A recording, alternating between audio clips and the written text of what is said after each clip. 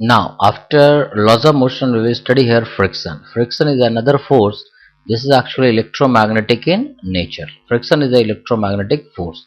When there is sliding or sliding tendency between the two surfaces, then there always opposes a force that is called friction.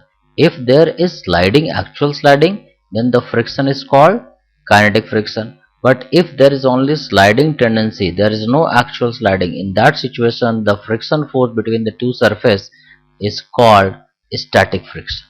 Now suppose this running man, if we see the molecules of this running man, the surface of the foot and the surface of this ground, so this is the surface of this man and this ground.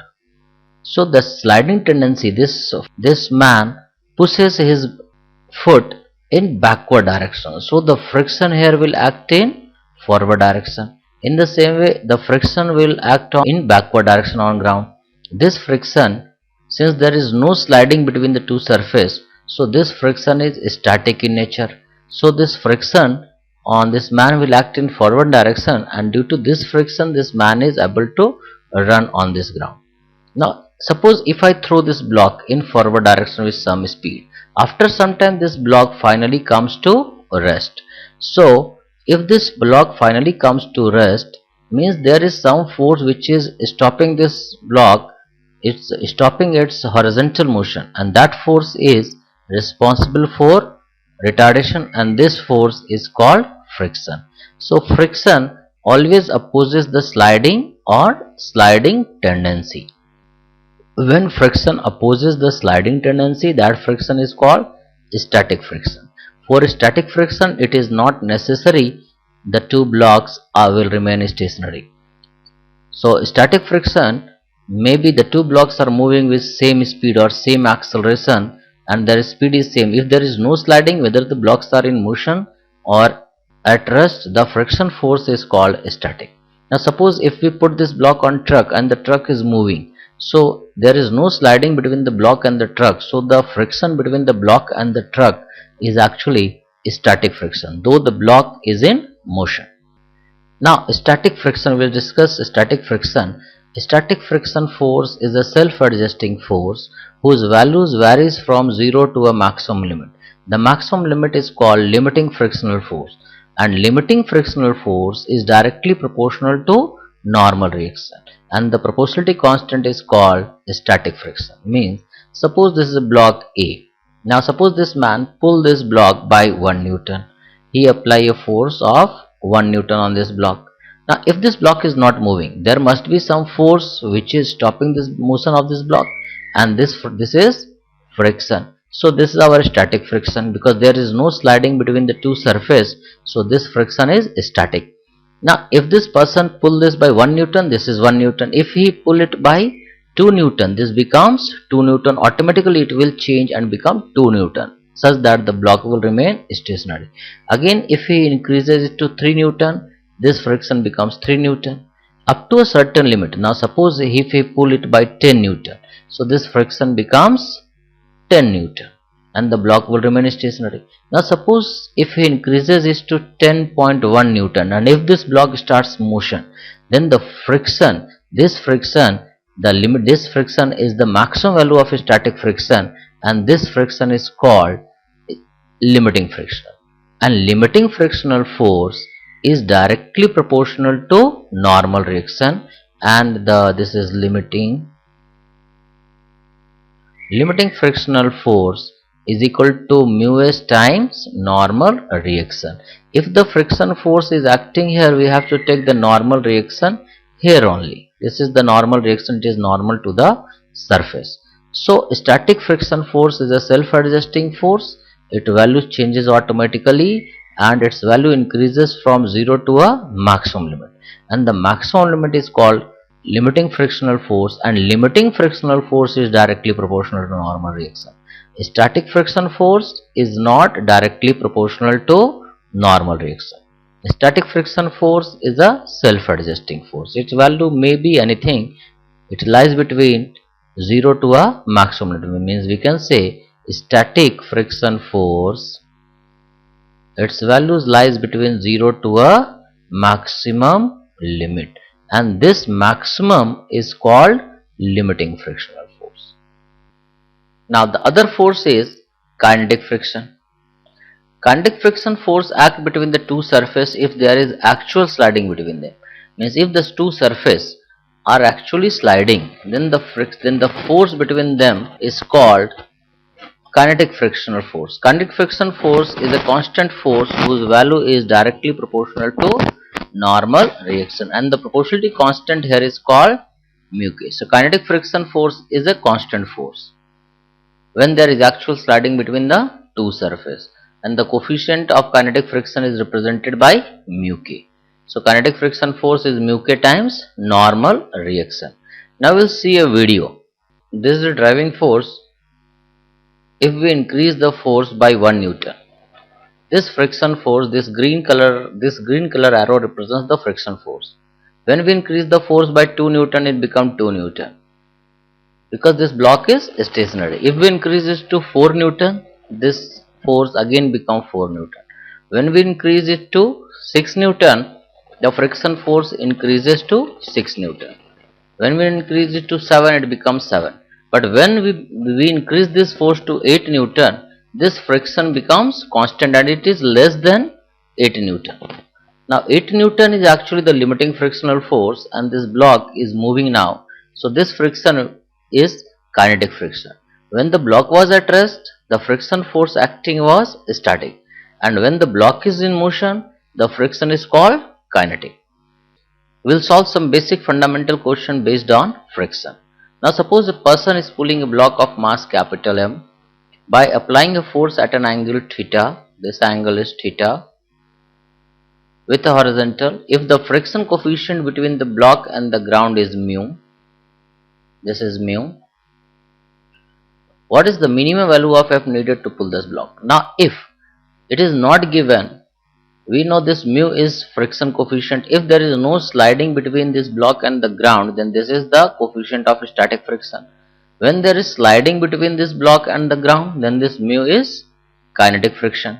So in this situation, because we have to pull this block, we have to move this block, means this friction coefficient is static. Now suppose a person apply a force F at this angle. Let this be F. So this force, the component of this force, I will represent it by blue color. This is your F cos theta, and this force is F sin theta. This is the component of this force F. The weight of the block will act vertically downward, that is equal to mg.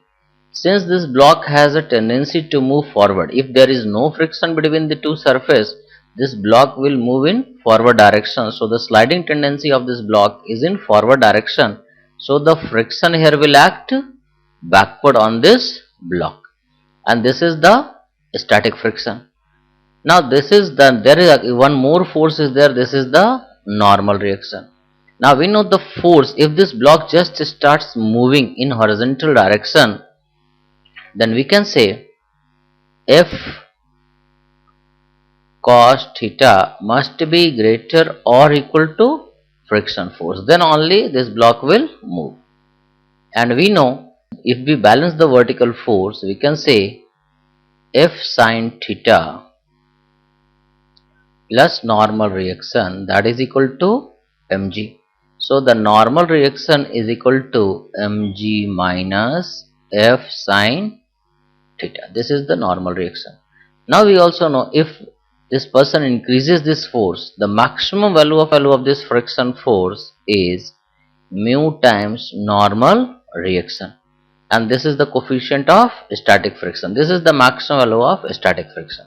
So I can write this as F cos theta must be greater or equal to the friction force, means mu times normal reaction, that is equal to mg minus F sin theta.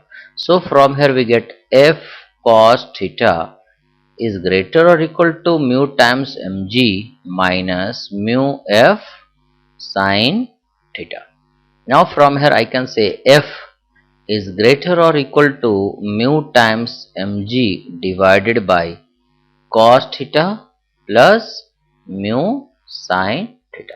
So if the value of the theta is fixed, so the minimum force needed to pull this block, so we can say the minimum force needed to pull this block is mu mg divided by cos theta plus mu sin theta. This is the minimum force needed to pull this block. If force is more than this value, this block will starts accelerating forward. In the same way, if theta in the previous question is variable, now we know the minimum force needed to pull this block is it is mu mg divided by cos theta plus mu sin theta. It is cos theta plus mu sin theta. If theta is fixed, this is the answer. Now here theta is also variable. So if theta is variable, we can say the force needed is dependent on mu mg, which is constant. It also depends on cos theta plus mu sin theta. So force will be minimum when cos theta plus mu sin theta is maximum, and we know the maximum value of cos theta plus mu sin theta is having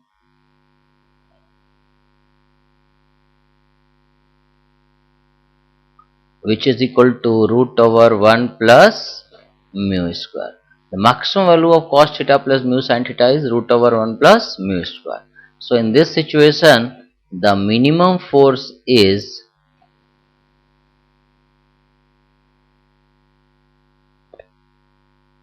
mu mg divided by root over 1 plus mu square.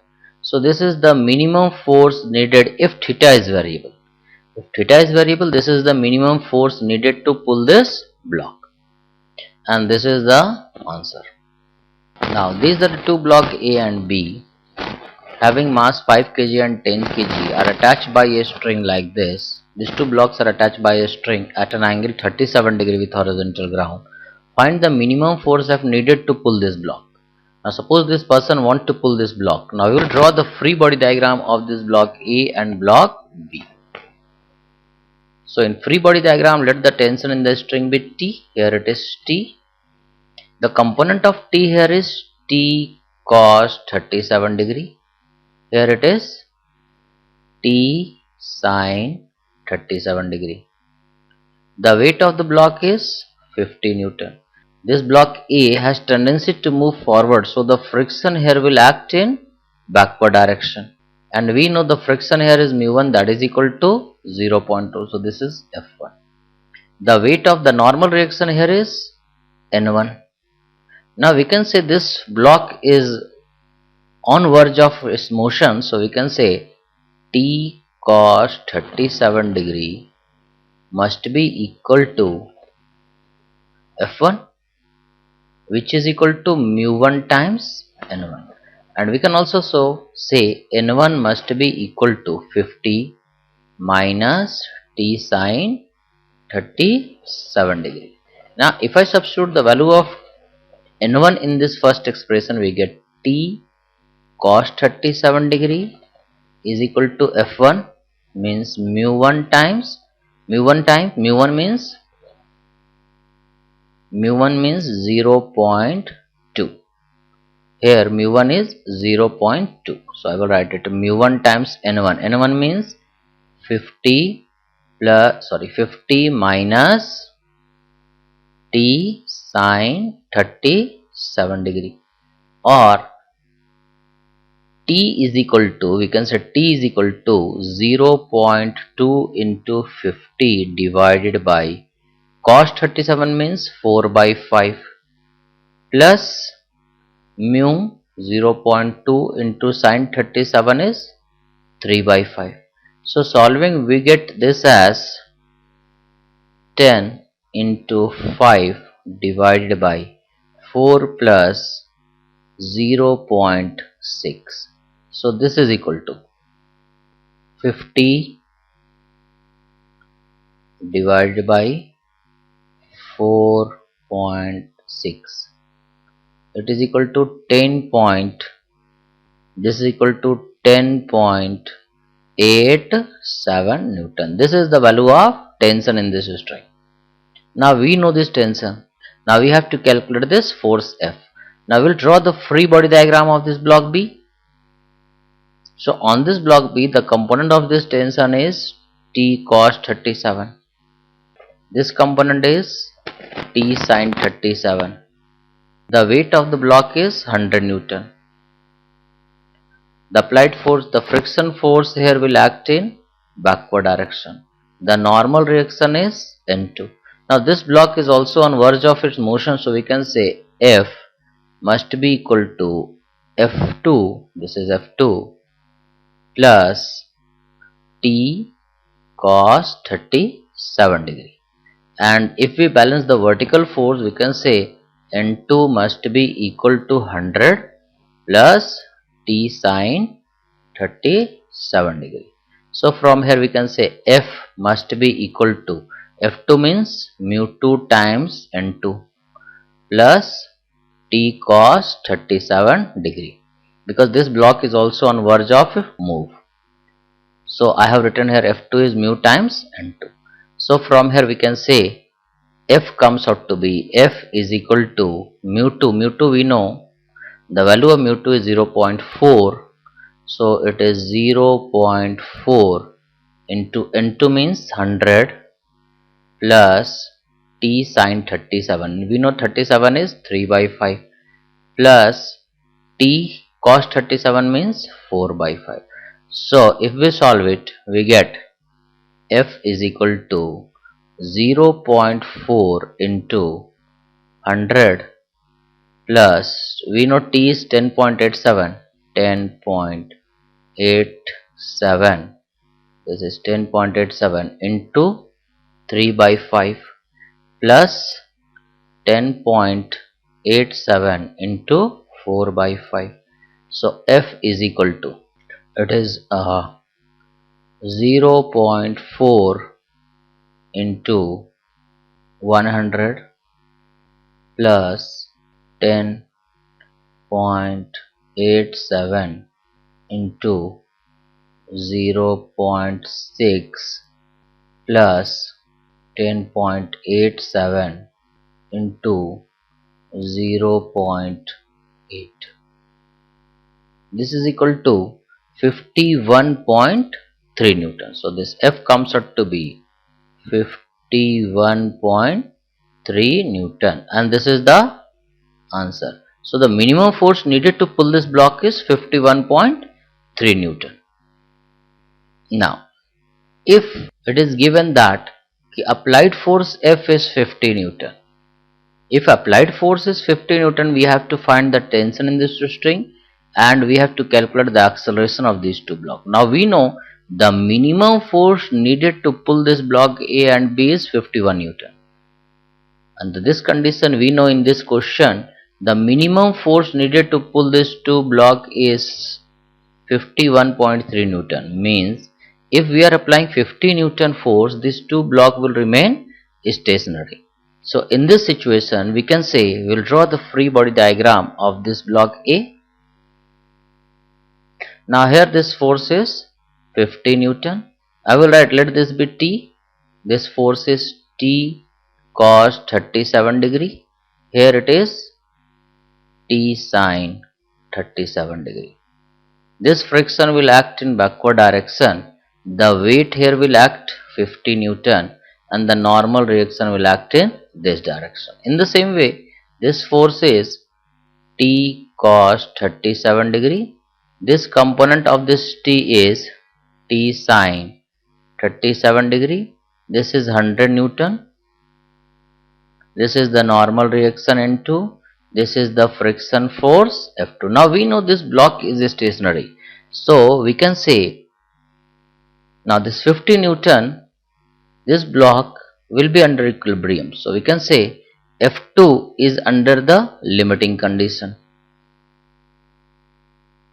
So because when we apply 50 Newton force, the friction 2 will be under limiting condition. Now we can say T cos 37 plus F2 must be equal to 50, because because this this block B is under equilibrium, and if this is the first equation, in the same way we can say N2 must be equal to 100 plus T sine 37 degree.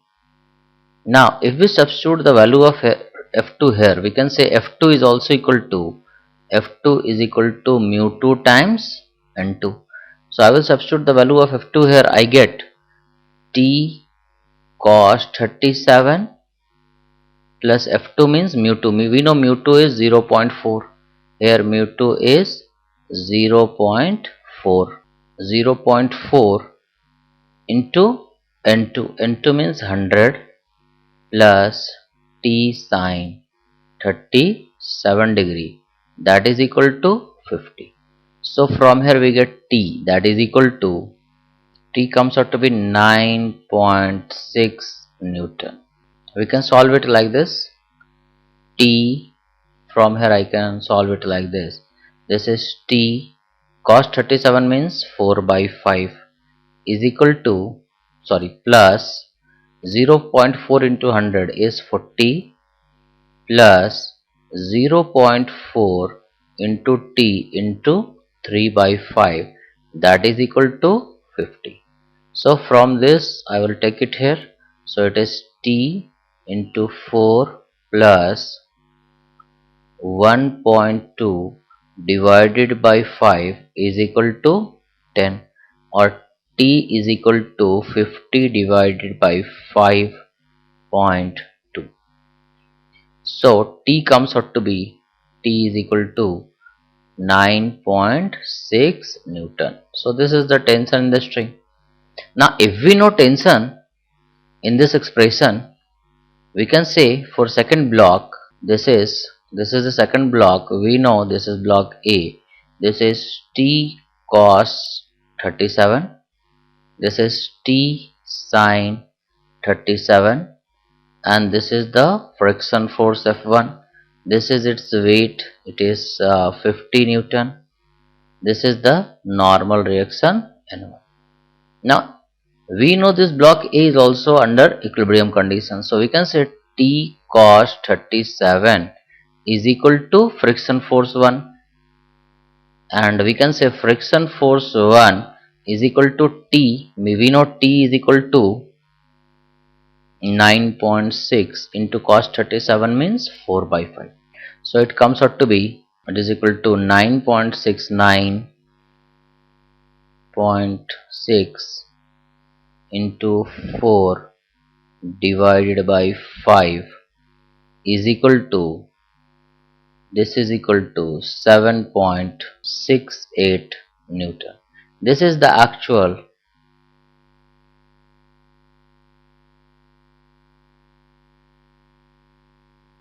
friction force between A and ground. Now if I calculate the limiting friction, so we can say the friction limiting is equal to mu 1 times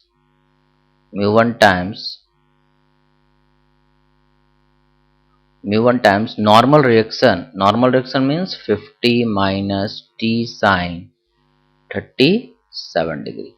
So the limiting frictional force is 0.2 into 50 minus 9.6 into 3 by 5.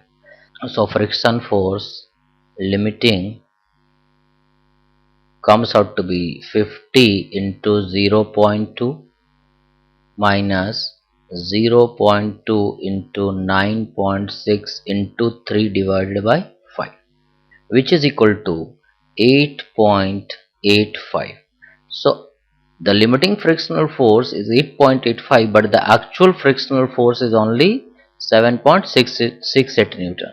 So the friction force between block A and ground is only this value. It is not this value. So this is the answer.